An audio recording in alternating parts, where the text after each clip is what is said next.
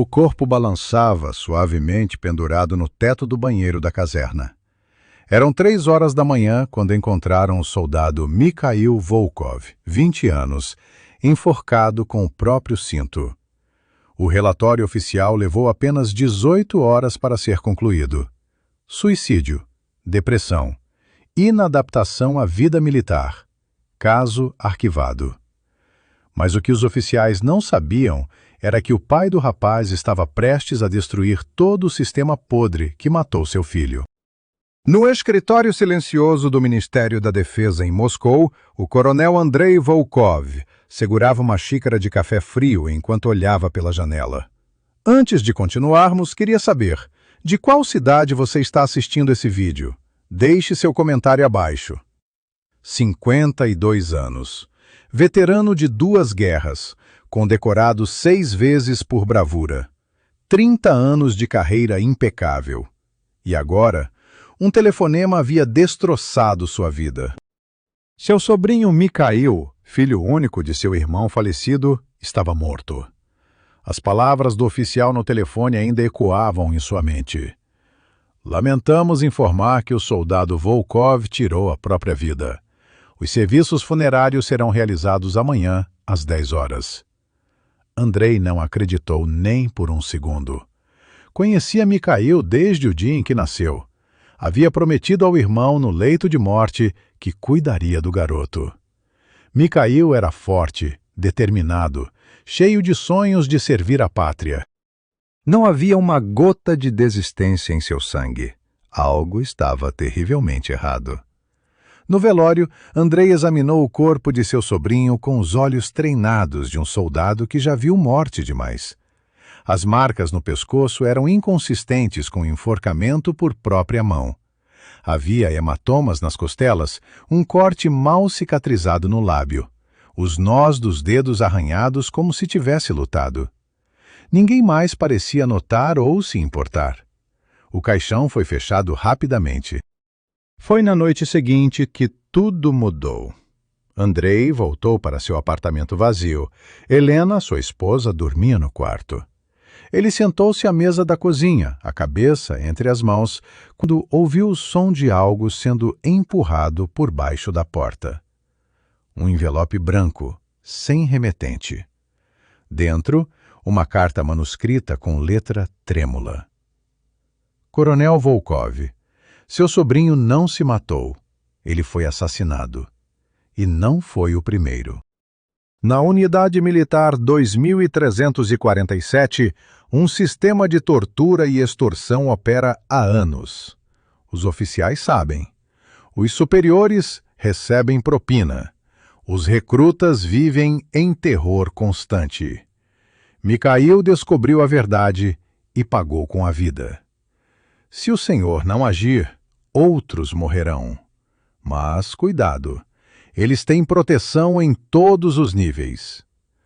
Andrei leu a carta 3 vezes, as mãos tremendo. A raiva que sentiu foi diferente de qualquer coisa que já experimentara. Não era a fúria quente do campo de batalha. Era algo gelado, calculado, mortal. Ele pegou o telefone e ligou para um número que poucos conheciam.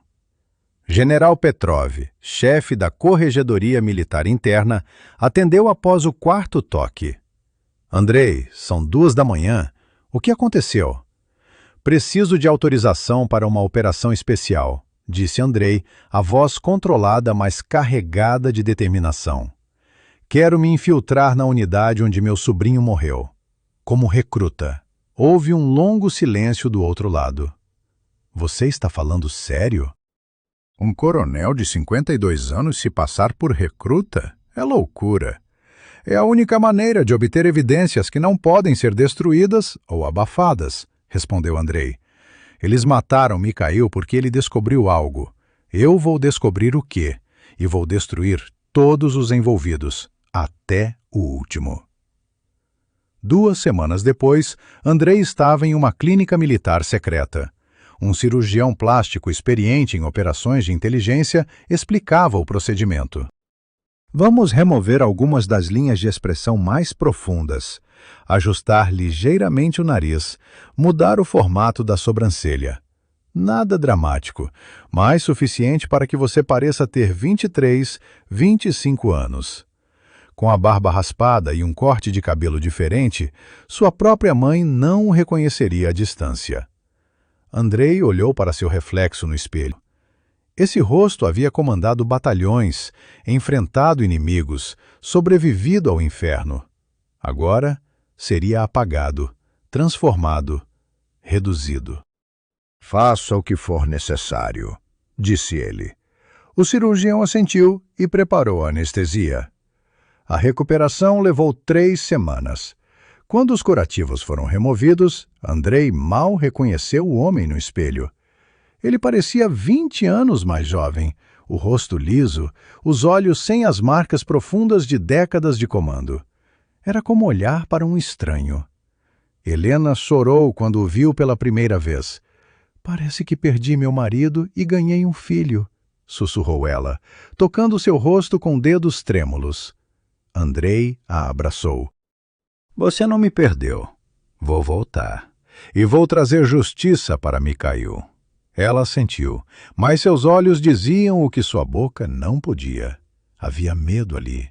Medo de que dessa vez a guerra levasse seu marido para sempre. Andrei Volkov estava morto. Pelo menos oficialmente.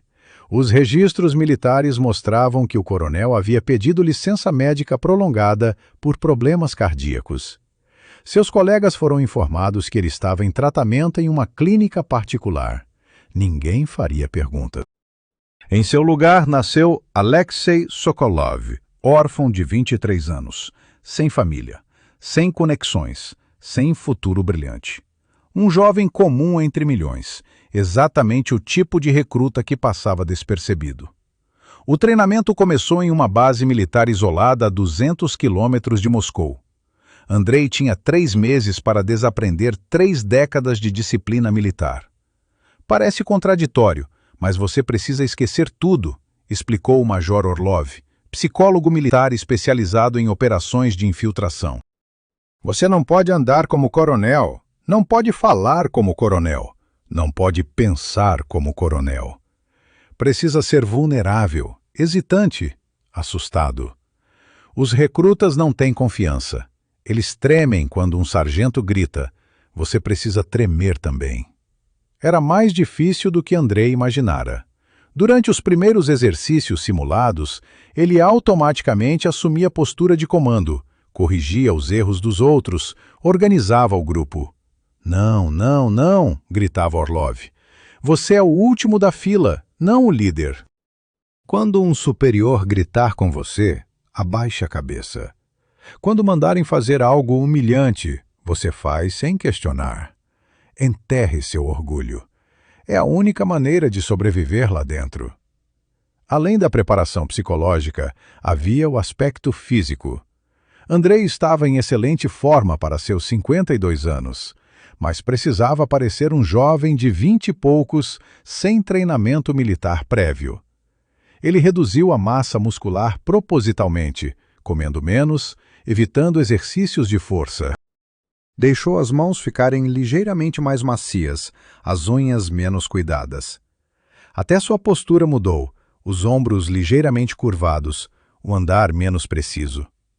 A transformação era completa quando ele olhava no espelho e via Alexei, não Andrei. A parte mais invasiva foi a implantação do dispositivo de vigilância. Um cirurgião militar inseriu um microchip microscópico abaixo da pele em seu abdômen, disfarçado como uma cicatriz de apendicite antiga. O chip podia gravar conversas em um raio de 5 metros e transmitir dados uma vez por semana através de um sinal codificado. Se alguém tentar removê-lo à força, ele se autodestrói e apaga todas as gravações, explicou o técnico. E se eles descobrirem? Perguntou Andrei. O técnico não respondeu, mas a resposta estava em seus olhos. Se descobrissem, Andrei estaria morto antes que qualquer ajuda pudesse chegar. O briefing final aconteceu em uma sala sem janelas. General Petrov, 2 oficiais da corregedoria e Helena estavam presentes. Você terá contato limitado com o exterior, disse Petrov. Uma vez por semana, você enviará uma carta codificada para um endereço falso. Nossa equipe interceptará e decodificará.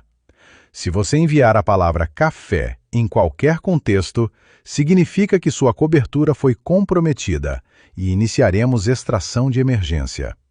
Se você não enviar nada por 2 semanas consecutivas, assumiremos o pior e invadiremos a unidade. Andrei assentiu. E se eu descobrir quem matou Mikhail antes disso? Então você documenta tudo e espera, respondeu Petrov firmemente. Nada de vigilantismo, nada de vingança pessoal. Isso é uma operação de inteligência, não uma cruzada. Queremos desmontar o sistema inteiro, não apenas punir alguns indivíduos. A despedida de Helena foi silenciosa e dolorosa. Eles ficaram sentados na cozinha do apartamento, as mãos entrelaçadas sobre a mesa. Ela não chorou. 30 anos como esposa de militar a haviam ensinado a engolir o medo. Você sempre volta, disse ela, a voz firme. Sempre. Andrei beijou sua testa. Sempre, repetiu ele. Mas ambos sabiam que dessa vez era diferente. Ele não estava indo para uma guerra com linhas claras e inimigos definidos. Estava entrando em um inferno onde os monstros usavam o mesmo uniforme que ele. O ônibus que levava os novos recrutas para a Unidade Militar 2347 saiu de Moscou às 6 da manhã de uma segunda-feira fria de março. Andrei, agora completamente transformado em Alexei Sokolov, sentou-se no fundo, observando os outros jovens. Alguns riam nervosamente, tentando esconder o medo. Outros olhavam pela janela em silêncio, provavelmente pensando nas famílias que deixavam para trás. Um garoto magro, de no máximo 18 anos, chorava discretamente, enxugando as lágrimas com a manga do casaco. Andrei sentiu uma pontada de compaixão. Esses garotos não tinham ideia do que os esperava. Depois de 4 horas de viagem, o ônibus parou em frente a um complexo militar cinzento e desgastado. Cercas de arame farpado, guaritas com soldados armados, prédios de concreto sem nenhum traço de cor ou vida. Um sargento subiu no ônibus, o rosto marcado por cicatrizes e anos de dureza. "Bem-vindos ao inferno, vermes!" gritou ele. "A partir de agora vocês não têm nome, não têm passado, não têm direitos. São propriedade do Estado. E vão aprender rápido o que significa servir. Desçam, agora!" Os recrutas desceram tropeçando, as mochilas pesadas nas costas. Andrei foi o último. Ao pisar no chão da caserna, ele olhou para o prédio principal. Em algum lugar ali dentro, seu sobrinho havia passado seus últimos dias. Havia sido torturado, humilhado e finalmente assassinado. A raiva voltou, fria e afiada como lâmina. "Logo", pensou Andrei, "logo vocês vão pagar." A primeira noite na caserna foi o prelúdio do pesadelo que viria. Os recrutas foram levados para um dormitório longo e estreito, com beliches de metal enferrujado e colchões finos como papelão. O cheiro de mofo e suor rançoso impregnava o ar. "Guardem suas coisas e durmam", ordenou o sargento antes de sair batendo a porta. Alexei, como todos agora o chamavam, escolheu uma cama no canto, tentando passar despercebido. Ao seu redor, os outros recrutas conversavam baixinho, alguns ainda tentando processar onde estavam. Eram 2 da manhã, quando as luzes se acenderam de repente, acompanhadas por gritos ensurdecedores e o som de cacetetes batendo em metal. "Levantem, vermes! Levantem agora!" 3 soldados veteranos irromperam no dormitório, arrastando recrutas para fora das camas, chutando mochilas, virando colchões. Andrei sentiu mãos ásperas o agarrarem pela camisa e o puxarem para fora da cama. Ele caiu no chão de concreto frio, o impacto tirando o ar de seus pulmões. "Levanta, passarinho!" rosnou um dos veteranos, um homem alto e musculoso com o rosto marcado por espinhas antigas. Andrei se levantou lentamente, forçando-se a tremer, a parecer assustado. Por dentro, cada fibra de seu ser militar gritava para reagir, para quebrar o braço daquele homem e ensinar-lhe respeito. Mas Alexei, o recruta, apenas abaixou a cabeça. "Vocês 10, venham comigo", ordenou o veterano, apontando para Andrei e outros 9 recrutas. Eles foram arrastados pelo corredor escuro até um banheiro no fim do prédio, o mesmo banheiro onde Mikhail havia sido encontrado morto. Andrei sentiu o estômago revirar ao reconhecer o lugar pelas fotos do relatório oficial. As paredes verdes descascadas, o cheiro de esgoto, a janela quebrada. "Bem-vindos à sua primeira lição", disse o veterano cruzando os braços. "Aqui vocês vão aprender que não são nada. Absolutamente nada. Meu nome é Sargento Krupin, e a partir de agora eu sou Deus na vida de vocês." Krupin tinha 35 anos, mas parecia mais velho. O rosto era uma máscara de crueldade calculada, os olhos pequenos e escuros, sem nenhum traço de compaixão. Ao seu lado estavam seus 2 tenentes, Dmitri, magro e nervoso com um sorriso torto permanente, e Yuri, um homem robusto e silencioso que parecia gostar de violência física. "Todos os dias vocês me pagarão tributo", continuou Krupin. 50 rublos cada um, toda semana. Se não pagarem, aprendem na dor. Também vão fazer nosso trabalho sujo. Lavar nossas roupas, limpar nossos sapatos, trazer nossa comida. Reclamam, aprendem na dor. Tentam denunciar, desaparecem. Simples assim. Um dos recrutas, um garoto loiro de aparência frágil, deu um passo à frente. "Isso é ilegal. Vou falar com o comandante." O silêncio que se seguiu foi mortal. Krupin se aproximou lentamente do garoto, o sorriso se alargando. "Vai falar com o comandante? Que corajoso!" O soco veio rápido e brutal, acertando o estômago do recruta. O garoto dobrou-se, vomitando no chão. Yuri o agarrou pelos cabelos e o arrastou até um dos vasos sanitários. "Enfia a cabeça dele", ordenou Krupin. Yuri obedeceu, mergulhando a cabeça do recruta na água suja. O garoto se debatia, as pernas chutando o ar. Depois de 10 segundos, Yuri o puxou para fora. O recruta tossiu e engasgou, os olhos arregalados de terror. "Mais alguém quer falar com o comandante?" perguntou Krupin olhando para os outros. Ninguém se mexeu. As semanas seguintes foram um ciclo interminável de humilhação e violência. Durante o dia, os recrutas passavam por treinamento físico brutal, sob o sol escaldante ou chuva gelada. À noite, os veteranos vinham cobrar seus tributos. Andrei entregava seus 50 rublos semanais como todos os outros, rangendo os dentes, enquanto Krupin os embolsava com um sorriso. Ele presenciou espancamentos noturnos, viu recrutas serem forçados a fazer flexões por horas, viu comida sendo roubada e correspondências sendo destruídas. Foi durante esses dias infernais que Andrei conheceu os 3 recrutas que se tornariam seus aliados. Dmitri Volkov, sem parentesco com ele, era um garoto de 18 anos de uma vila pobre no interior. Tinha olhos bondosos e um jeito quieto de observar tudo. Viktor Petrov era um ex-boxeador amador de 22 anos, forte, mas com um coração generoso demais para a brutalidade da caserna. E Pavel Sokolov, 21 anos, um intelectual tímido que lia livros escondido debaixo do cobertor. Os 4 gravitaram naturalmente um em direção ao outro, unidos pelo desejo de sobreviver. Uma noite, 3 semanas após a chegada, Andrei foi convocado sozinho por Krupin. O sargento o esperava no mesmo banheiro maldito, fumando um cigarro barato. Alexei, você é diferente dos outros passarinhos, disse Krupin, exalando fumaça. Você não chora, não reclama, não se assusta fácil. Isso me deixa curioso. De onde você vem?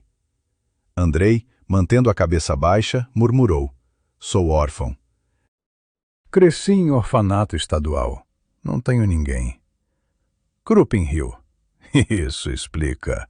Sem família, sem esperança, sem futuro. Você é perfeito para este lugar.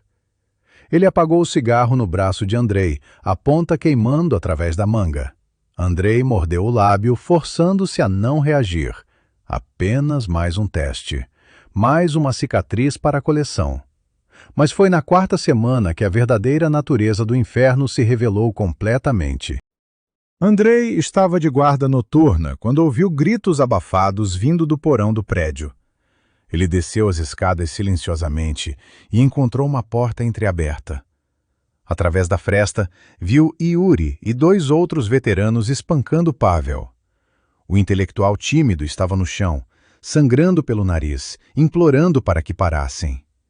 Isso é por ler ao invés de trabalhar, verme, gritava Yuri, chutando as costelas de Pavel.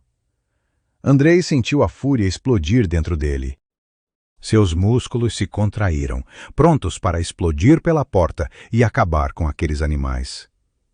Mas então ele lembrou. Lembrou do chip em seu abdômen gravando tudo. Lembrou da missão. Lembrou de Mikhail. E forçou-se a recuar, voltando para seu posto, o coração martelando de raiva e impotência. Naquela noite, quando Pavel voltou para o dormitório, mal conseguindo andar, Andrei e os outros o ajudaram. Limparam seus ferimentos, deram-lhe água, dividiram sua própria comida. Por que eles fazem isso? Sussurrou Pavel, os olhos inchados. Por que ninguém os impede? Porque o sistema está quebrado, respondeu Andrei baixinho. Porque os que deveriam nos proteger são os que mais nos machucam. Mas não vai ser sempre assim. Um dia, vamos consertar isso. Pavel olhou para ele, algo parecido com esperança brilhando em seus olhos machucados. Você realmente acredita nisso? Andrei assentiu. Acredito. E vou fazer acontecer. O primeiro indício da verdadeira profundidade da corrupção veio 2 semanas depois, durante uma patrulha noturna de rotina. Andrei havia sido designado para ajudar na guarda do depósito de suprimentos, um armazém grande nos fundos da caserna. Era meia-noite, quando ele viu um caminhão civil entrar discretamente pelo portão dos fundos, sem qualquer registro oficial. 2 homens de roupas comuns desceram e foram recebidos pelo tenente Volsky, um oficial jovem de 28 anos, conhecido por sua arrogância e crueldade calculada. Andrei observou da sombra enquanto caixas eram descarregadas do caminhão e levadas para dentro do depósito. Não eram caixas militares padronizadas. Eram embalagens comerciais, algumas marcadas com símbolos farmacêuticos. Quando os civis saíram, Volsky entregou-lhes um envelope grosso, claramente cheio de dinheiro. A transação toda levou menos de 15 minutos. Limpa, eficiente, obviamente praticada há muito tempo. O chip de gravação em seu abdômen havia capturado tudo. Nos dias seguintes, Andrei começou a conectar os pontos. Ele notou que certos recrutas, principalmente os mais desesperados e exaustos, conseguiam misteriosamente pequenas pílulas brancas e azuis que os mantinham acordados durante os turnos noturnos extenuantes. Eram anfetaminas, claras como o dia, e vinham de algum lugar dentro da própria caserna. Victor, o ex-boxeador, confirmou as suspeitas uma noite. Eles vendem isso abertamente, sussurrou ele enquanto limpavam o refeitório após o jantar. 500 rolos por cartela de 10 comprimidos. Dizem que é para aguentar o treinamento, mas vicia rápido. Conheço 2 recrutas que já não conseguem funcionar sem. A investigação de Andrei se aprofundou. Durante trabalhos forçados de limpeza nos escritórios dos oficiais, ele aproveitou momentos de descuido para fotografar documentos com um dispositivo minúsculo escondido em sua fivela de cinto. Manifestos de equipamento que não batiam com o inventário real, registros de manutenção falsificados, ordens de transferência de armamento que desapareciam misteriosamente dos arquivos. A operação era vasta e bem organizada. Equipamento militar, medicamentos controlados, até munição, estavam sendo desviados e vendidos no mercado negro. E o tenente Volsky era apenas a ponta da lança. Atrás dele havia uma rede que envolvia pelo menos 6 outros oficiais, incluindo o capitão responsável pela logística e o major encarregado da segurança interna. Todos recebiam sua fatia dos lucros.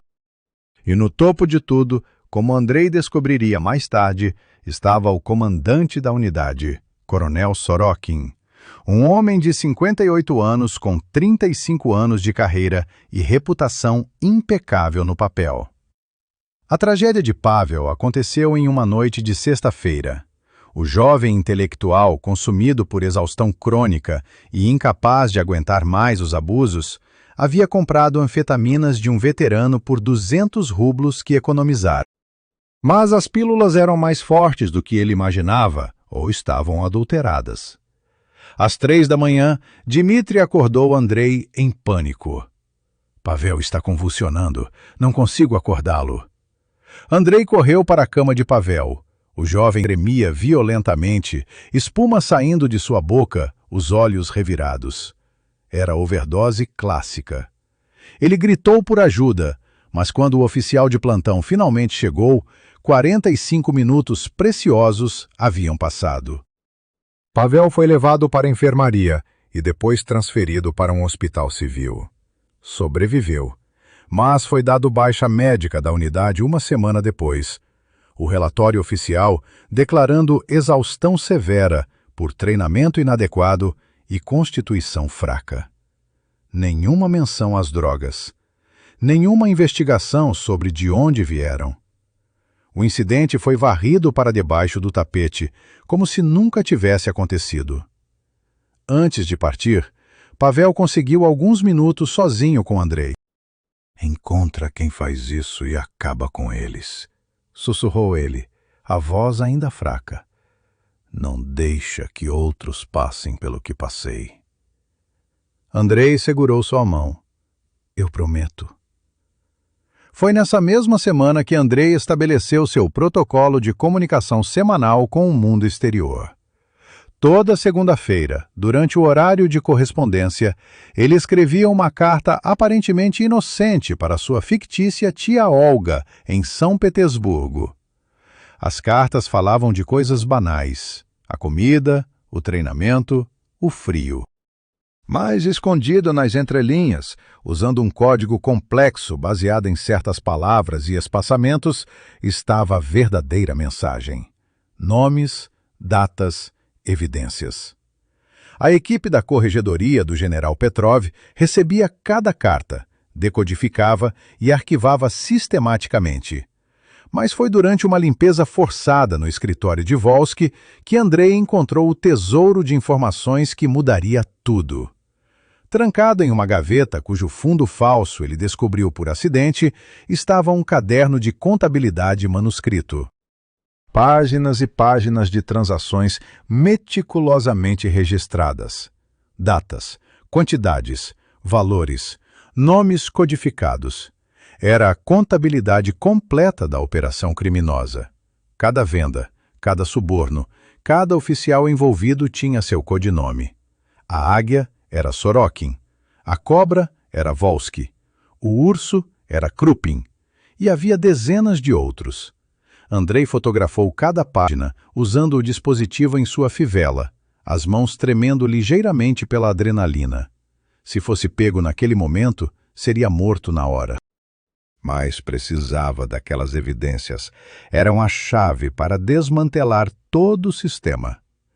Quando terminou e recolocou tudo no lugar, ouviu passos se aproximando. Fechou a gaveta e saiu do escritório justo quando Volsky entrava pelo corredor oposto. O tenente o olhou com suspeita. "O que está fazendo aqui, recruta?" "Limpando como ordenado, senhor", respondeu Andrei, mantendo a voz neutra. Volsky o observou por um longo momento, os olhos estreitando. "Terminei agora mesmo." Volsky assentiu lentamente. "Então suma daqui." Naquela noite, sozinho em sua cama, Andrei revisou mentalmente tudo o que havia descoberto. A operação criminosa movimentava pelo menos 3 milhões de rublos por ano. Dezenas de oficiais estavam envolvidos. E o mais chocante, havia referências no caderno a pelo menos 4 mortes de recrutas nos últimos 18 meses, todas arquivadas como suicídios ou acidentes. Uma delas, registrada 3 meses atrás, tinha apenas as iniciais MV ao lado. Mikhail Volkov. Seu sobrinho não havia apenas descoberto a corrupção, havia tentado denunciá-la, e por isso fora silenciado permanentemente. A dor que Andrei sentiu foi física, como se algo se rasgasse dentro de seu peito. Ele apertou os punhos até as unhas cravarem nas palmas. Em algum lugar dessa caserna, os homens que haviam assassinado seu sobrinho dormiam tranquilamente, protegidos pelo sistema que juraram defender. Mas não por muito tempo. Andrei estava montando um dossiê que os enterraria. Cada gravação, cada foto, cada evidência era mais um prego no caixão deles. Mas a pressão de manter a farsa estava começando a cobrar seu preço. Andrei começou a ter pesadelos onde não conseguia distinguir entre suas duas identidades. Sonhava que era Alexei, o recruta vulnerável, sendo espancado e humilhado, e quando tentava reagir, descobria que havia esquecido todas as suas habilidades de combate. Ou sonhava que era o coronel Andrei comandando tropas, mas quando olhava no espelho, via apenas o rosto jovem e assustado de Alexei.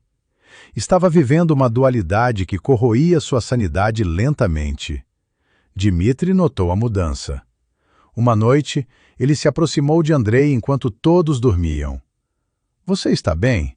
Você parece diferente, como se estivesse carregando algo pesado demais." Andrei olhou para o jovem de 18 anos, seus olhos inocentes cheios de preocupação genuína. "Estou bem", mentiu ele. "Apenas cansado, como todos nós." Dmitri não pareceu convencido, mas não insistiu. Ele apenas deu um tapinha no ombro de Andrei. "Se precisar falar, estou aqui. Somos irmãos agora." "Irmãos?" repetiu Andrei baixinho depois que Dmitri se afastou. Sim, eles eram. Unidos não por sangue, mas por sobrevivência e pela esperança de justiça. E Andrei não os decepcionaria. A tempestade que Andrei sabia estar vindo chegou em uma noite de quinta-feira, 6 semanas após sua infiltração. Dmitri, o garoto gentil de 18 anos que havia se tornado seu amigo mais próximo, cometeu o erro fatal de desafiar o sistema. Durante a coleta semanal de tributos, quando Krupin estendeu a mão esperando os 50 rublos, Dmitri deu um passo atrás. "Não vou pagar mais", disse ele, a voz tremendo, mas determinada. "Isso é extorsão. É ilegal. Vou denunciar ao comandante." O silêncio que caiu sobre o dormitório foi absoluto. 25 recrutas pararam de respirar simultaneamente. Krupin inclinou a cabeça, um sorriso lento e predatório se espalhando por seu rosto. Yuri e Dmitri, os outros veteranos, bem sorriram. Era o sorriso de tubarões que sentiram sangue na água. "Então você vai denunciar, passarinho?" disse Krupin suavemente, perigosamente suave. "Que corajoso! Que estúpido!" Ele olhou para seus homens. "Peguem ele! Meia-noite, o lugar de sempre!" Andrei sentiu o sangue congelar em suas veias. O lugar de sempre era o porão. a câmara de tortura não oficial, onde recrutas problemáticos aprendiam lições permanentes. Ele olhou para Dmitri e viu o terror nos olhos do garoto. Dmitri havia percebido tarde demais o erro que cometera. À meia-noite, Andrei estava deitado, acordado em sua cama, quando ouviu os passos. 4 veteranos entraram no dormitório, foram direto até a cama de Dmitri e o arrastaram para fora. O garoto tentou resistir, mas era magro demais, fraco demais. Andrei ouviu seus gritos se afastando pelo corredor, ecoando pelas paredes de concreto da caserna, e então o som pesado de uma porta de metal se fechando. Cada fibra do ser de Andrei gritava para agir.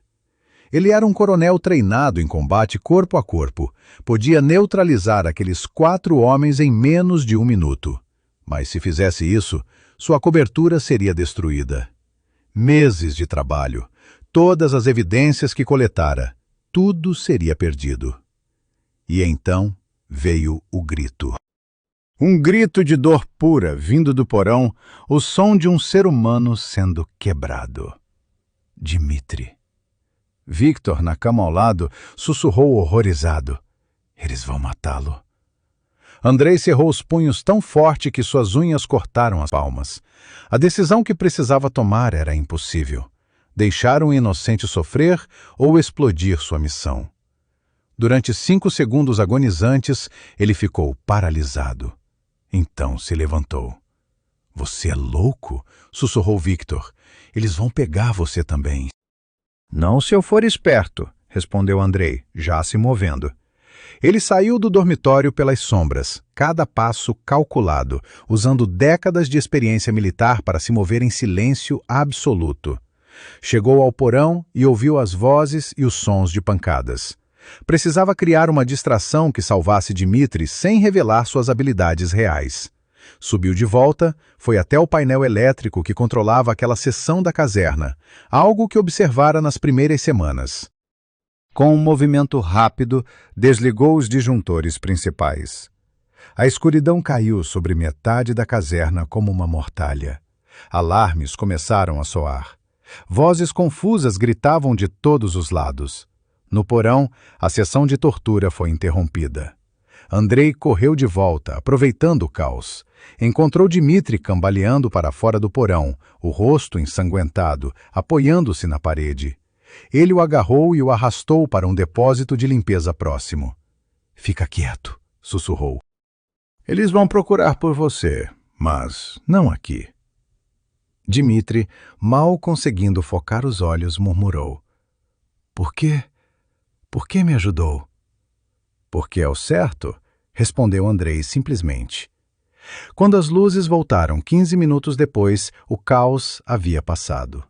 Os veteranos procuraram por Dmitri, mas sem sucesso. Krupin estava furioso. Alguém desligou a energia de propósito, rosnou ele para seus homens. Alguém aqui está nos sabotando. A paranoia havia sido plantada. Nos dias seguintes, a atmosfera na caserna mudou drasticamente. Krupin e seus veteranos começaram a investigar os recrutas, procurando o traidor que os desafiava. Interrogatórios aleatórios, revistas de beliches, ameaças constantes. A suspeita caiu inicialmente sobre Victor, por ele ser o mais forte fisicamente. Uma manhã, Victor foi acusado de ser informante da corregedoria. A acusação era absurda, mas na lógica distorcida da caserna fazia sentido. Yuri e 3 outros veteranos o arrastaram para o pátio de treinamento e o espancaram brutalmente enquanto outros recrutas eram forçados a assistir. Ninguém se mexeu. Ninguém ousou intervir. Victor caiu de joelhos, cuspindo sangue, mas se recusou a confessar algo que não fizera. Eu não sou informante, gritou ele. Não sei de nada. Krupin se aproximou e deu um chute brutal em seu estômago. Então, quem apagou as luzes? Quem ajudou o verme do Dmitri a fugir? Andrei sentiu a raiva subindo como lava. Ver Victor, um homem bom e honesto, ser destruído por sua ação, o fazia querer revelar tudo ali mesmo. Mas antes que pudesse fazer qualquer coisa, Victor olhou diretamente para ele e balançou a cabeça quase imperceptivelmente. Não, não revele. O ex-boxeador estava protegendo todos eles. Fui eu, disse uma voz. Todos se viraram. Dmitri havia saído da fila de recrutas, o rosto ainda marcado pelos hematomas da noite anterior. Eu que apaguei as luzes e fugi. Victor não tem nada a ver com isso. Deixem ele em paz. O que se seguiu foi brutal. Krupin ordenou que Dmitri fosse preso em uma solitária sem comida por 3 dias. Victor foi liberado, mas com o aviso de que na próxima vez não teria tanta sorte. E Andrei percebeu que estava perdendo o controle da situação. Sua tentativa de ajudar havia criado um efeito cascata de violência. Aquela noite, ele enviou sua carta semanal codificada para o general Petrov. A mensagem era clara. A situação está escalando. A violência atingiu níveis críticos. Preciso acelerar a coleta de evidências ou mais recrutas morrerão. Mas foi durante um exercício de treinamento na floresta que Andrei cometeu seu próprio erro quase fatal. A unidade foi levada para uma marcha de resistência de 20 quilômetros, carregando o equipamento completo. Como punição por sua suposta insubordinação, Dmitri foi forçado a carregar 50 quilos extras. O garoto mal conseguia andar 10 metros sem tropeçar. Krupin, cavalgando ao lado em um jipe, ria. Anda logo, verme, ou vai morrer no caminho como os fracos merecem. Quando Dmitri desabou pela 3ª vez, incapaz de se levantar, Krupin ordenou. Deixem ele aí. Se não conseguir acompanhar, fica para os lobos. Sem pensar, movido por instinto e treinamento militar, Andrei pegou a mochila de Dmitri e a colocou sobre a sua própria. 75 quilos de peso total. E então começou a andar. Victor tentou ajudar, mas Andrei balançou a cabeça. Eu consigo. Os outros recrutas observaram incrédulos, enquanto Alexei, o órfão quieto e discreto, carregava aquele peso impossível por quilômetros. Suas pernas queimavam, os ombros gritavam de dor, mas ele manteve o ritmo. Ao fim dos 20 quilômetros, ele ainda estava de pé. Krupin desceu do jipe, os olhos estreitados em desconfiança. Como? Como um verme como você consegue isso? Andrei, respirando pesado, mas controlado, manteve a cabeça baixa. Cresci carregando sacos de cimento no orfanato. Estou acostumado com peso. A explicação era plausível, mas havia algo nos olhos de Krupin que dizia que ele não acreditava completamente. Aquela noite, de volta à caserna, o tenente Volsky convocou Andrei para uma conversa particular em seu escritório.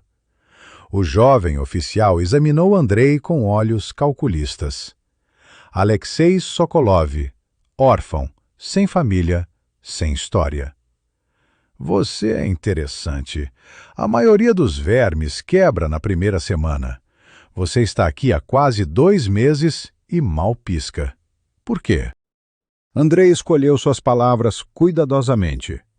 Não tenho para onde ir, senhor. Não tenho nada a perder. Volsky se inclinou para a frente. Todo mundo tem algo a perder. Vida, por exemplo. Você valoriza a sua? Valorizo, senhor. Então seja cuidadoso. Às vezes os corajosos vivem menos que os covardes. Aquela conversa foi um aviso claro. Andrei estava no radar deles. Precisava ser mais cuidadoso, mais convincente em sua vulnerabilidade. Mas o relógio estava correndo.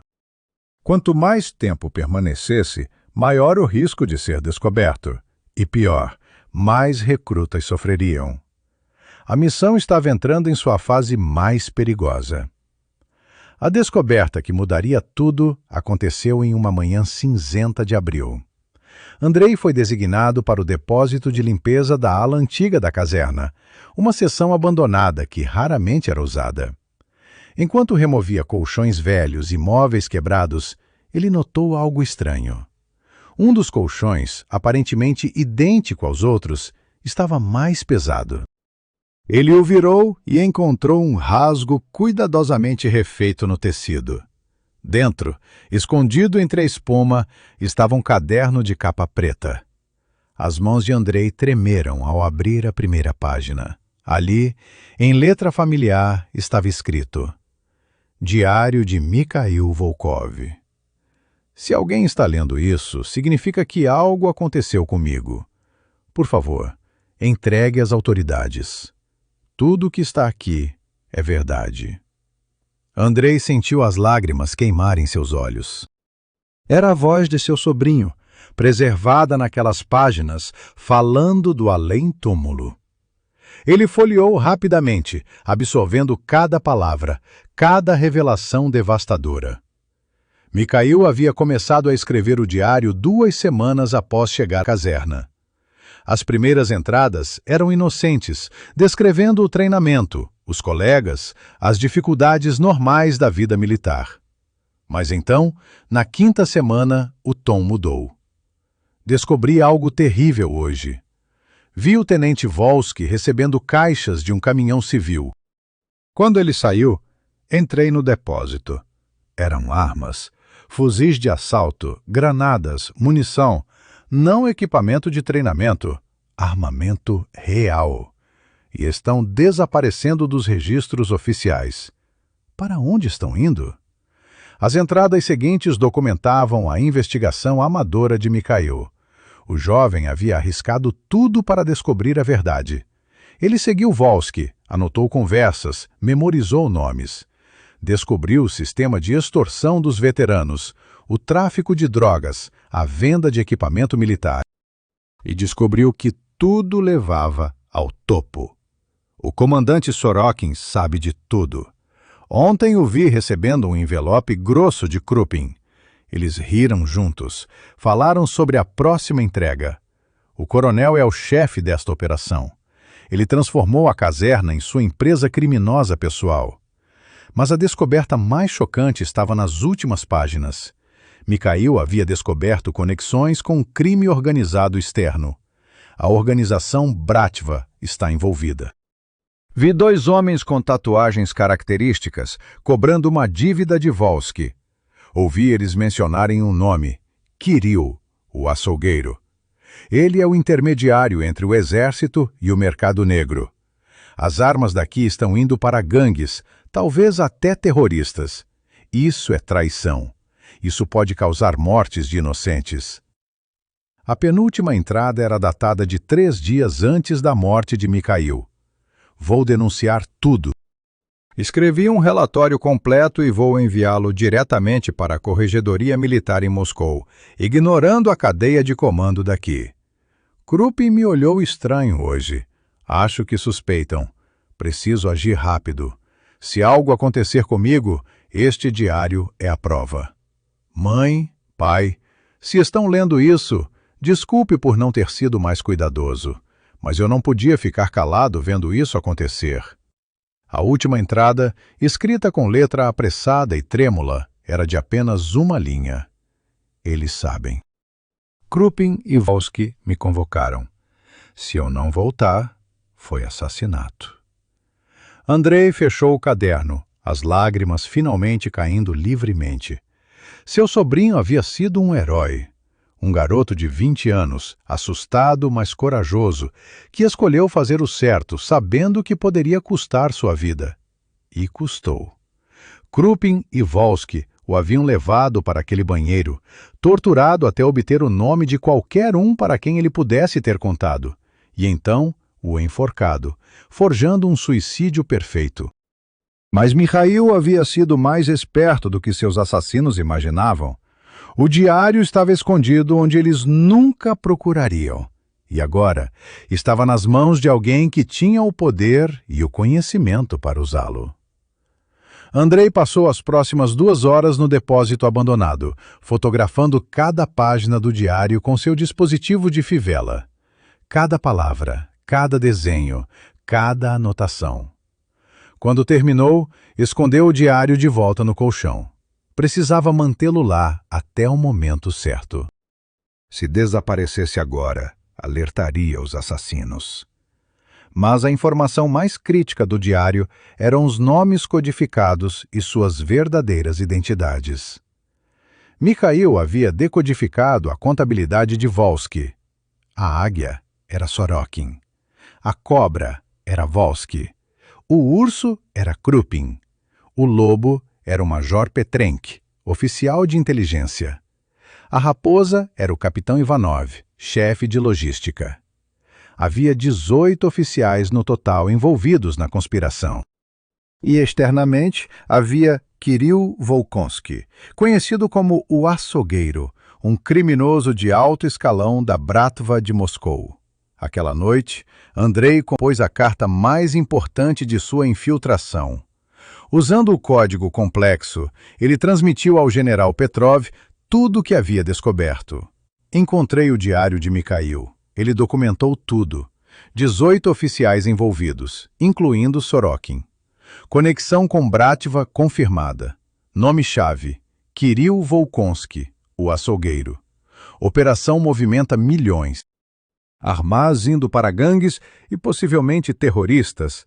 Tenho fotos de todas as evidências. Pronto para extração ou continuação. Aguardo ordens. A resposta do general Petrov veio 3 dias depois, disfarçada como uma carta de sua fictícia tia Olga. Decodificada, dizia: continue, não mova o diário. Precisamos de mais evidências sobre conexões externas.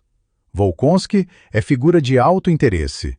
Se conseguir ligação direta entre ele e Sorokin, teremos todos. Mais 2 semanas. Aguente firme. Mais 2 semanas. Andrei olhou ao redor da caserna, para os recrutas quebrando sob tortura diária, para os oficiais corruptos rindo de suas próprias maldades. 2 semanas podiam parecer uma eternidade no inferno. Foi durante esse período que Dmitri se aproximou dele com uma revelação surpreendente. O garoto havia se recuperado de sua punição e, em vez de se intimidar, tornara-se mais determinado. Alexei, preciso te contar algo, sussurrou ele uma noite. Eu também estou juntando evidências. Andrei sentiu o sangue gelar. O quê? Como? Dmitri puxou um pequeno caderno do bolso. Tenho anotado tudo. Datas, nomes, valores das propinas. Testemunhei 3 entregas de drogas. Vi 2 recrutas serem espancados quase até a morte. Quando sair daqui, vou denunciar tudo para a polícia militar. A inocência e coragem do jovem eram admiráveis, mas também terrivelmente perigosas. Dmitri, isso é muito arriscado, disse Andrei. Se te pegarem com isso, te matam. Dmitri encarou-o com olhos ardendo de determinação. Então que me matem. Mas não vou deixar isso continuar. Alguém precisa parar esses monstros. Andrei viu tanto de si mesmo naquele garoto, tanto de Mikhail. Você não está sozinho nisso, disse ele baixinho. Eu também estou documentando. Quando o momento certo chegar, agimos juntos. Combinado? Dmitri sorriu, a primeira expressão genuína de esperança que Andrei vira em semanas. Combinado. Mas enquanto os dois planejavam justiça, a rede estava se fechando ao redor deles. Krupin havia se tornado cada vez mais paranoico. Ele sabia que alguém estava trabalhando contra ele, podia sentir. E Volsky, sempre o mais inteligente dos criminosos, havia começado a conectar pontos. Aquele recruta Alexei, disse ele para Krupin uma noite, enquanto Andrei fingia dormir, mas ouvia cada palavra através de uma porta entreaberta. Ele apareceu logo após o problema com Mikhail começar. Sem família, sem passado verificável. Forte demais, esperto demais. Preciso investigar mais. Andrei soube naquele momento que o tempo estava acabando. Se Volsky começasse a investigar seriamente sua história de cobertura, encontraria inconsistências. A cirurgia plástica era boa, mas não perfeita, sob escrutínio intenso. E se alguém pensasse em tirar raio-x de seu abdômen, encontrariam o chip de gravação. Ele enviou uma mensagem de emergência codificada na manhã seguinte. Cobertura possivelmente comprometida. Volsky desconfiado. Solicito aceleração da operação. Mas antes que qualquer resposta pudesse chegar, o martelo caiu. Yuri havia encontrado o dispositivo de gravação. Foi uma tarde de terça quando tudo desmoronou. Andrei estava no chuveiro coletivo após um dia brutal de treinamento, quando sentiu mãos o agarrarem por trás. Ele reagiu por instinto, seu treinamento militar assumindo antes que pudesse se controlar. Em 2 segundos, havia quebrado o nariz de um dos atacantes e deslocado o ombro de outro. Mas então, viu quem eram. 5 veteranos, incluindo Yuri e Dmitri, todos armados com cacetetes. E percebeu seu erro. Havia reagido como um soldado treinado, não como um recruta assustado. Interessante, disse Krupin, entrando no vestiário com um sorriso cruel. Muito interessante. Um orfanato ensina técnicas de desarmamento de Spetsnaz agora? Andrei sentiu o gelo da realização. Sua cobertura não estava apenas comprometida, estava destruída. Krupin se aproximou, segurando algo pequeno e metálico. Yuri encontrou isso quando te revistou ontem à noite enquanto dormias. Um dispositivo de gravação, minúsculo, sofisticado, militar. A pergunta é, quem você realmente é? Os veteranos o arrastaram do chuveiro, ainda molhado e seminu, pelos corredores da caserna. Recrutas observavam horrorizados, mas ninguém se mexeu. Victor tentou intervir, mas foi nocauteado brutalmente. Dmitri gritou, mas foi silenciado. Eles levaram Andrei para o mesmo banheiro maldito onde Mikhail havia morrido. A mesma corda pendia do cano do teto, manchada e gasta. Bem-vindo ao seu fim, passarinho, disse Krupin. Ou devo chamá-lo de algo mais? Coronel, talvez? Oficial de inteligência? Andrei não respondeu. Estava calculando. 5 homens armados, ele desarmado e em desvantagem. As chances não eram boas, mas também não eram impossíveis. O maior erro de Krupin foi subestimá-lo até o final. Você sabe o que fazemos com espiões? Continuou Krupin, girando a corda. A mesma coisa que fizemos com aquele outro verme curioso, Mikhail. Ele também fazia perguntas demais. Também juntava informações. A menção de Mikhail foi a faísca que inflamou a gasolina.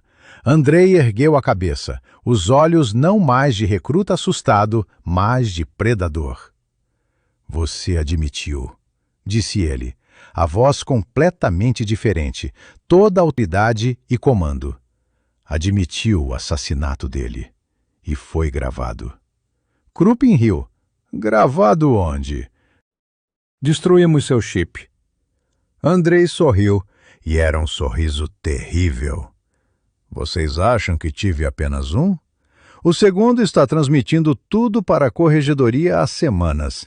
Cada crime, cada nome, cada evidência. Era um blefe parcial, não havia segundo chip, mas todas as gravações do primeiro já haviam sido transmitidas semanalmente. Krupin hesitou, a incerteza cruzando seu rosto. Naquele momento de hesitação, Andrei atacou.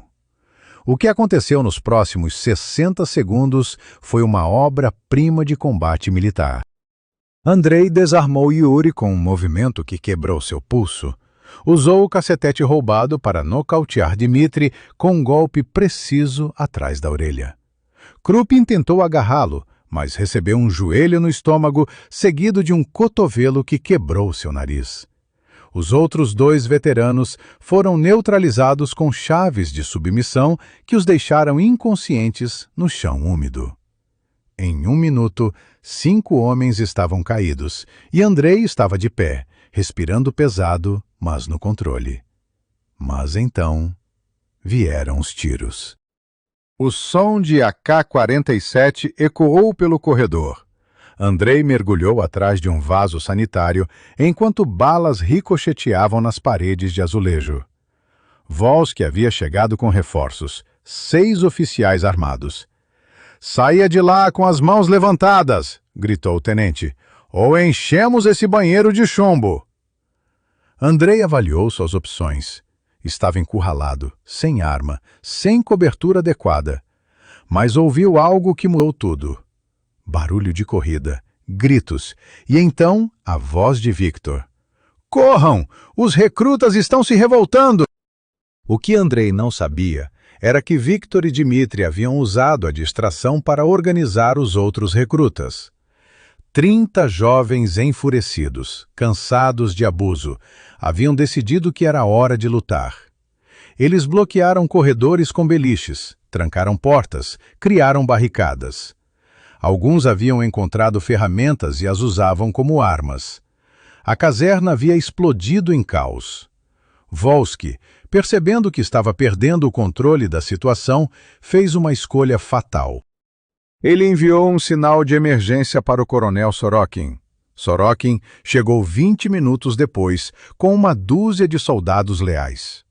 O comandante era um homem alto e imponente com cabelos grisalhos e olhos frios como gelo siberiano. Quando viu a rebelião dos recrutas, sua expressão não demonstrou surpresa, apenas aborrecimento.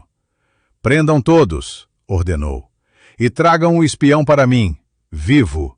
Preciso saber o que ele transmitiu e para quem." Andrei, Victor e Dmitri se encontraram no arsenal, onde haviam se trancado junto com outros 5 recrutas. "Temos armas?" perguntou Victor. Andrei balançou a cabeça. "O arsenal está selado com fechadura eletrônica. Não consigo abrir." Do lado de fora, ouviram a voz de Sorokin amplificada por um megafone. "Atenção, recrutas rebeldes! Vocês têm 5 minutos para se renderem. Caso contrário, executarei 10 de vocês aleatoriamente como exemplo." A ameaça era real. Sorokin não tinha nada a perder naquele ponto. Ele já estava envolvido em assassinato, traição e conspiração. Mas alguns mortos não fariam diferença. Andrei olhou para os jovens ao seu redor. Suas vidas agora em suas mãos. Precisava tomar uma decisão. "Eu me entrego", disse finalmente. "Vocês ficam aqui em segurança.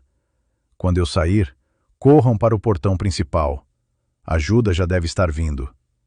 "Não", disse Dmitri firmemente. "Não vamos deixar você se sacrificar." Victor concordou. "Somos irmãos agora. Vivemos juntos ou morremos juntos." Mas antes que pudessem continuar discutindo, ouviram o som mais bonito do mundo. O som de helicópteros militares. Muitos deles. A cavalaria havia chegado. O general Petrov, ao não receber a comunicação semanal de Andrei e detectar a transmissão de emergência do chip antes de ser destruído, havia mobilizado uma força de intervenção completa.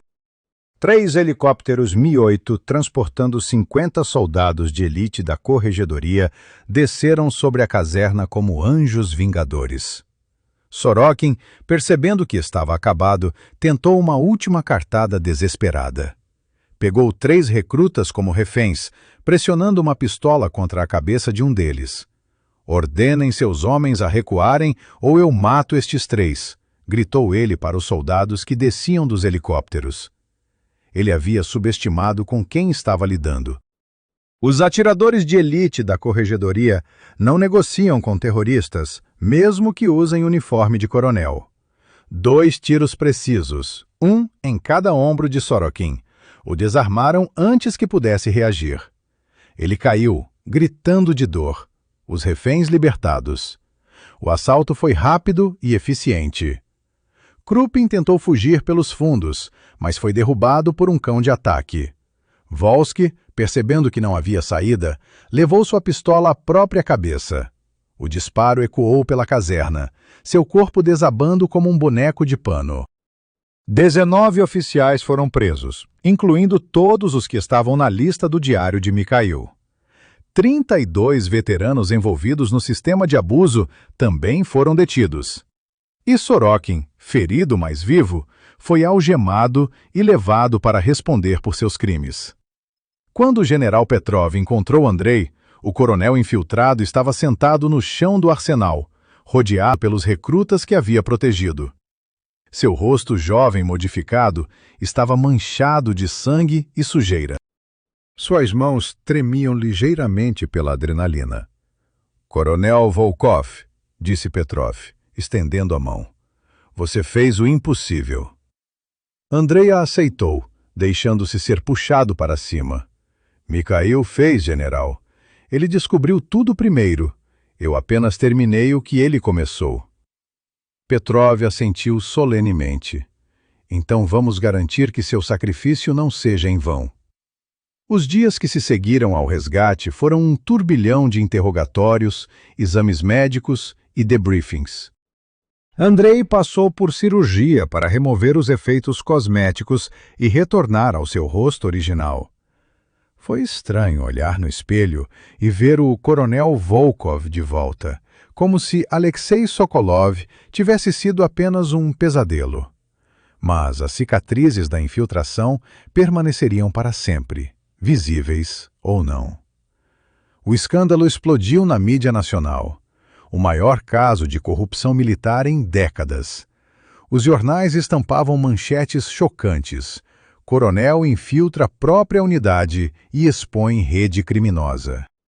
Recrutas torturados por anos enquanto superiores lucravam. A indignação pública era palpável. Protestos exigiam reformas profundas nas Forças Armadas. O ministro da Defesa foi forçado a renunciar. Uma comissão especial foi estabelecida para investigar casos similares em outras unidades. Mas o coração da operação era o julgamento. O processo contra Sorokin, Krupin e os outros 17 oficiais envolvidos começou 3 meses após o resgate. A sala do tribunal estava lotada. Jornalistas, famílias de vítimas, militares e curiosos disputando cada assento. Andrei estava presente, agora de volta ao seu uniforme de coronel com todas as suas condecorações. Ao seu lado, Helena segurava sua mão com força.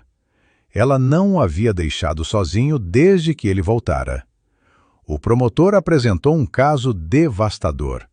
As gravações do chip de Andrei foram reproduzidas, cada conversa criminosa, cada ameaça, cada confissão registrada. O diário de Mikhail foi admitido como evidência, suas páginas projetadas em telas gigantes para todos verem. As palavras corajosas do jovem soldado ecoaram pela sala, trazendo lágrimas a muitos olhos. E os recrutas sobreviventes testemunharam, um por um, detalhando anos de tortura e abuso. Dmitri subiu ao estande, agora com 19 anos, mas parecendo muito mais velho. Ele descreveu o sistema de extorsão, os espancamentos noturnos, o medo constante. E então olhou diretamente para Krupin. "Vocês não são soldados", disse ele, a voz tremendo, mas firme. "São covardeiros que atacam os indefesos, e agora o mundo inteiro sabe o que vocês realmente são." Krupin, pela primeira vez desde sua prisão, abaixou a cabeça em vergonha. Victor também testemunhou, seu corpo ainda marcado por cicatrizes. Ele falou sobre como Andrei, disfarçado como Alexei, havia dado esperança a todos eles. Ele nos mostrou que, mesmo no inferno, ainda existe bondade, ainda existe coragem. A defesa tentou argumentar que Sorokin estava apenas seguindo ordens de escalões superiores, que a pressão orçamentária do exército o forçara a encontrar fundos alternativos. Mas o promotor destruiu esse argumento. Sorokin não desviava dinheiro para alimentar soldados famintos, disse ele. Ele enriquecia, enquanto jovens sob seu comando eram torturados e mortos. Isso não é um erro administrativo, é maldade pura. A conexão com a Bratva foi estabelecida através de documentos bancários e testemunhas. Kirill Volkonsky, o açougueiro, foi preso em uma operação conjunta e concordou em testemunhar em troca de redução de sentença. Ele confirmou que havia comprado armas militares de Sorokin por 5 anos. Fuzis de assalto, granadas, até lançadores antitanque. Algumas dessas armas foram recuperadas em cenas de crimes violentos, tiroteios de gangues, assaltos a banco.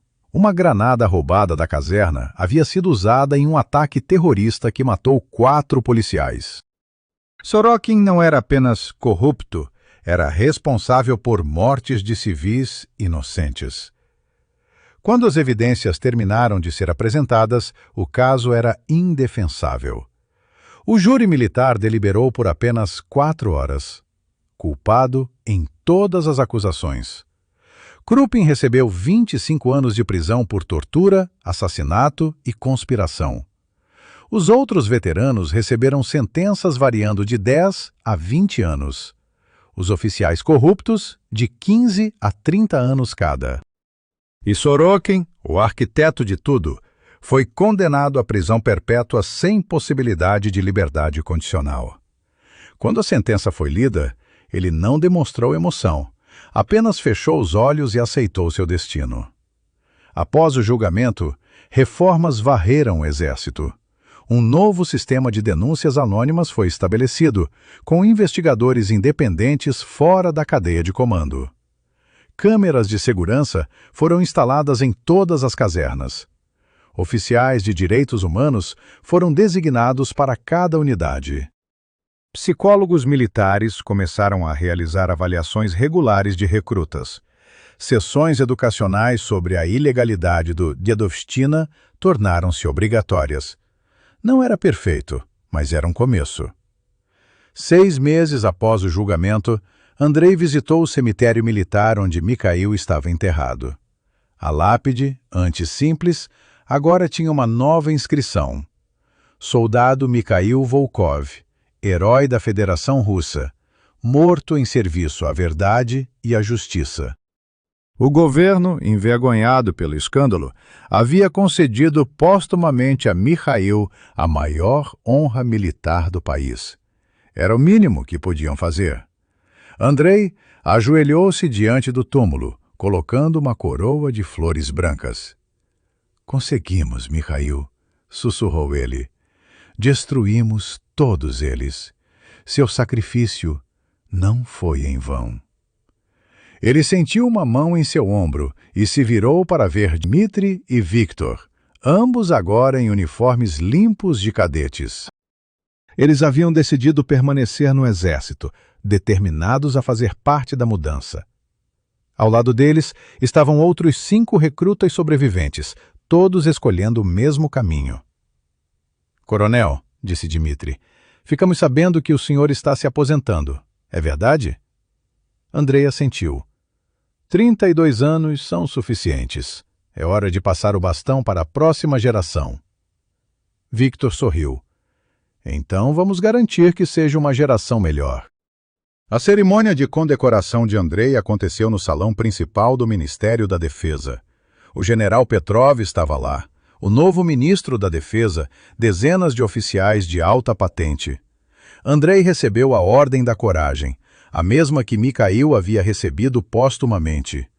Mas quando chegou a hora de fazer seu discurso de aceitação, ele recusou o microfone. Com todo respeito, disse ele, não mereço aplausos por fazer o que qualquer oficial honrado deveria fazer. A verdadeira coragem pertence aos recrutas que sobreviveram ao inferno e ainda escolheram acreditar no sistema. Pertence a Mikhail, que deu sua vida pela verdade. Eu apenas terminei o trabalho dele. Após a cerimônia, ele se encontrou em particular com os pais de 3 outros recrutas que haviam morrido na caserna nos anos anteriores, suas mortes também arquivadas falsamente como suicídios. Ele entregou a cada um deles dossiês completos, provando que seus filhos haviam sido assassinados. Graças ao trabalho de Andrei e ao diário de Mikhail, seus casos foram reabertos. As famílias finalmente teriam justiça e closure. As mães choraram, os pais apertaram sua mão com gratidão. Obrigado por não desistir de nossos filhos, disseram eles. Helena o esperava do lado de fora, inclinada contra o carro deles. Quando Andrei saiu, ela o abraçou forte. Acabou mesmo? Perguntou ela. Realmente acabou? Acabou, confirmou ele. Posso finalmente voltar para casa. Eles dirigiram para seu apartamento em silêncio, mãos entrelaçadas. Aquela noite, pela primeira vez em quase um ano, Andrei dormiu sem pesadelos.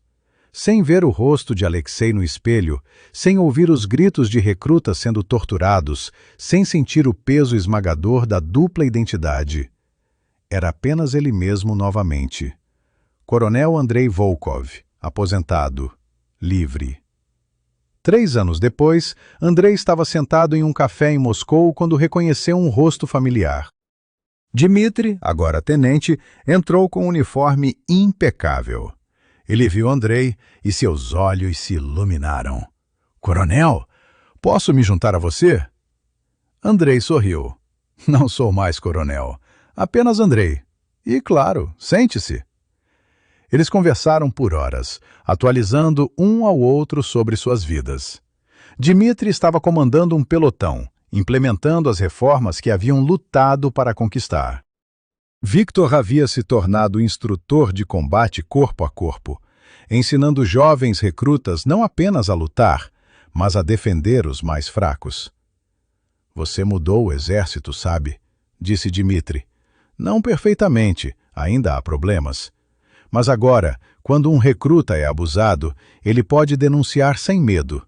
Existem investigações reais. Oficiais corruptos são removidos. É diferente, é melhor. Andrei assentiu, sentindo uma satisfação profunda. Foi para isso que tudo serviu. Não apenas punir os culpados, mas mudar o sistema. Antes de partirem, Dmitri entregou-lhe um envelope. O que é isso? Perguntou Andrei. Carta de todos nós, os que sobreviveram. Queríamos que você soubesse que nunca esqueceremos o que fez. Naquela noite, Andrei abriu o envelope e leu. Eram 23 cartas, uma de cada recruta que havia estado naquela caserna durante sua infiltração. Cada uma contava uma história de como suas vidas haviam mudado, como haviam encontrado propósito e esperança. Alguns haviam deixado o exército, mas usavam as lições aprendidas em suas vidas civis. Outros, como Dmitri e Victor, permaneceram para garantir que a mudança continuasse. Todos agradeciam ao homem que arriscara tudo por eles. A última carta era diferente das outras. Estava escrita à mão, em papel amarelado e datada de anos antes. Andrei reconheceu a letra imediatamente. Era de Mikhail, escrita pouco antes de sua morte. Tio Andrei, se você está lendo isso, então algo terrível aconteceu comigo. Mas não fique triste. Eu escolhi lutar pela justiça sabendo os riscos. E se minha morte expuser esta corrupção, então valeu a pena. Você sempre me ensinou que ser soldado não é apenas vestir o uniforme, é defender os que não podem se defender. Estou tentando fazer isso. Espero que você esteja orgulhoso. Amo você, tio. Mikhail. As lágrimas caíram livremente pelo rosto de Andrei. Helena, sentada ao seu lado, o abraçou. Ele está orgulhoso de você, sussurrou ela. Onde quer que esteja, ele sabe o que você fez. Andrei assentiu, dobrando cuidadosamente a carta. Mikhail havia sido o verdadeiro herói da história. Um jovem de 20 anos que viu o mal e escolheu enfrentá-lo, mesmo sabendo que poderia custar sua vida. Andrei apenas terminara a missão que seu sobrinho começara. Mas juntos, tio e sobrinho, separados pela morte, mas unidos em propósito, haviam derrubado um império de corrupção. Anos depois, quando cadetes jovens passavam pela academia militar, havia uma placa memorial no saguão principal. Nela estavam os nomes dos recrutas que haviam morrido na unidade 2347. E acima dos nomes, uma inscrição. A coragem não está em nunca sentir medo, mas em fazer o certo apesar dele. Estes soldados deram suas vidas pela verdade. Honremos seu sacrifício construindo um exército digno de seu heroísmo.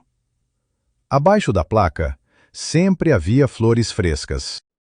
Alguém, geralmente Andrei, mas às vezes Dmitri ou Victor ou outro sobrevivente, garantia que os mortos nunca fossem esquecidos.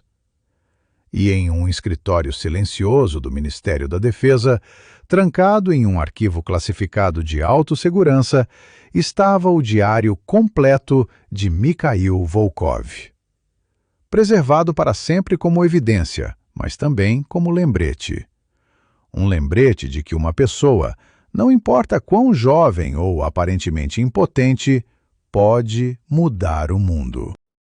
Que a verdade, não importa quão profundamente enterrada, sempre encontra uma maneira de vir à luz. E que a justiça, embora às vezes demore, eventualmente prevalece. Andrei Volkov viveu até os 83 anos. Quando morreu pacificamente durante o sono, cercado por sua esposa e os filhos que nunca tiveram, mas adotaram espiritualmente em Dmitri, Victor e os outros, seu funeral foi atendido por centenas. Generais, soldados rasos, políticos, jornalistas e cidadãos comuns. Todos vieram prestar respeito ao homem que entrara no inferno para trazer justiça. Ele foi enterrado ao lado de Mikhail, as duas lápides lado a lado. Tio e sobrinho, juntos novamente, descansando após uma batalha bem lutada. E naquela noite, em casernas por toda a Rússia, recrutas jovens dormiam um pouco mais tranquilos. Porque sabiam que o sistema, embora ainda imperfeito, agora os protegia em vez de destruí-los. Que oficiais corruptos não eram mais intocáveis. Que suas vozes, se levantadas, seriam ouvidas.